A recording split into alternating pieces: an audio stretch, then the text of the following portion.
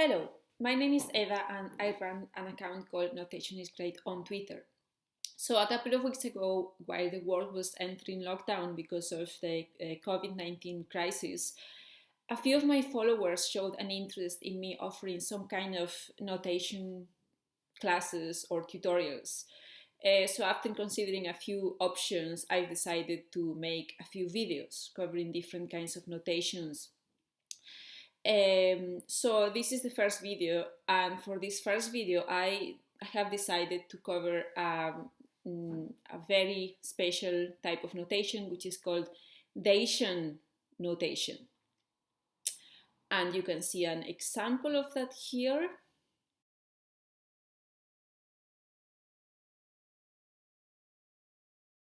So first of all, before I start talking about Dacian notation, I have to make a couple of warnings. So first of all, Dacian notation is a type of medieval notation, but it's just one of different types of medieval notation. I mean, I cannot make a 10-minute video which covers all different types of medieval notation because there were a number of different types, so in different eras, different countries, different repertoires. And then the other thing is that medieval notation or earlier notations more generally were not standardized to the same extent as present day notations are. So even if two manuscripts use roughly the same type of notation, there might be some variations, or there might be some passages where it's not clear what the scribe wanted to say, or there might be more than one possible interpretation. So basically the only advice I can give you to deal with this is study as many manuscripts as you can, study the style, the repertoire as much as you can, and then some of those questions or some of these gray areas will become clearer. But sometimes not even musicologists will agree, so there will always be a certain degree of uncertainty with earlier notations. So Dacian notation.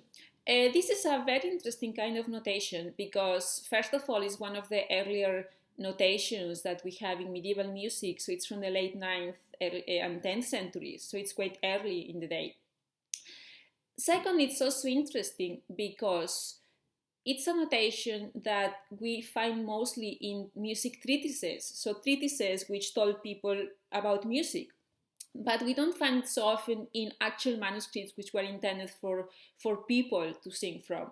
So it's quite interesting, and actually the notation that we find in the music manuscripts at that time is quite different. So, there's a bit of a mystery, there's a bit of an enigma there. So I'm going to show you now an example of Dacian notation, which comes from a treatise called Musica and Enchiriadis. And we're quite lucky because we have many different manuscripts of this treatise. But again, each of them will have a slightly different variation of Dacian notation, so I'm going to talk about that as well. So here you have a manuscript, which in this case, it comes from the Bavarian State Library. So my advice when you are faced with a type of notation that you've never seen before is to try and identify any features that you do recognize from your knowledge of notation. So here we have a quite obvious one, which is the staff. So we have 7 lines as opposed to 5. But it does look a lot like a staff. And if you look at the left-hand side, you can see that there are a few signs there, which are actually based on the Greek alphabet, and they are actually clefs in the same way as we use a clef nowadays. So we are also quite lucky that if you go a few pages back in this treatise, you actually find an explanation of what of each these signs mean. So here you have the key from the Musica and Enchiriadis treatise at the bottom. And as you can see, the different signs are grouped in groups of 4. We have graves, finalis, superioris, and excelentes. I'm not going to go into all the detail, but basically, in order to properly understand this, we need to have a good knowledge of medieval music theory. So medieval music theory was based on the tetrachords, so groups of 4 scales of 4 notes. So this is what this is about. And we are lucky that someone has actually taken the time to produce a modern version of this scheme. So this is from Willy Appel's book on the notation of polyphonic music. So Willy Appel was a 20th century musicologist, and his book on notation is from 1961, so it's a few decades old now, and you know, in some things we have made some progress after that, but it's still a quite good guide to medieval and Renaissance notation. So you might find a copy of Appel's book for sale online, but it is also available as an ebook from archive.org. So if you are interested in medieval and Renaissance notation, I can recommend that you download this book. So, as I said earlier, with manuscripts, it's typically the case that each scribe will have a slightly different way of writing the same signs. So, in order to match Apple's table to our manuscript here, you know, you might need to do a bit of thinking, you might need to put in a bit of effort. For example, we can see that the lower letter in the manuscript, it's this kind of more or less vertical sign, a vertical line. And if we look at Apple's table, we see that the closest to that is the F. And if we look at all the other signs that go up from there, yeah, they also kind of more or less match. We have the C, which looks as a kind of N, S, so that kind of squiggle. So, you know, we can make a pretty educated guess here. So the first note in the manuscript could then be a D, then goes down to B, up to C, D, E, D, etc. So that's it for the pitches. Now, what else do we have in this manuscript? Well, as we can see here, as opposed to our stuff in which we use both the spaces and the lines to write the notes, here it's only the lines that are used for the pitches, whereas the spaces are used for the text. So what does the text say here? So sit nomen Domini benedictum in secula.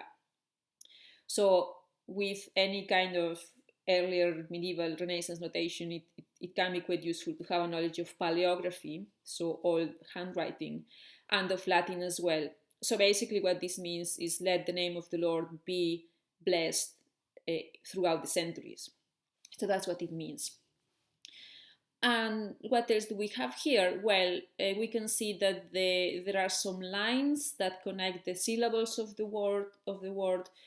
So this is basically so that you knew where you are going next. It's not a ligature in our modern sense. It's more like a connection between the words. So with this, we can already more or less read the notation here. We have the pitches, we have the words. And you might say, well, what about the rhythm and the pulse? What are the note values here? Well, note values and rhythms only appear at a quite late stage in medieval music, about the 12th century. So for a few centuries, we have pitches, we have words, but no rhythm, no pulse. Now, some people will tell you, well, it means rhythm was free. And in a way, it's true, but I mean, it doesn't mean I can make the first syllable 3 times as long as the second one, and then the third one make it 6 times as long, and it will be okay, it will be within the style. That's probably not the case. In this kind of early music, and in chant as well, which I intend to cover in another video, a very important clue comes from the text, okay? So we are dealing with plain chant here. We're dealing with text which is meant for worship. So basically the music, the tune, the melody would be a way of making the text more important, giving some significance to the text.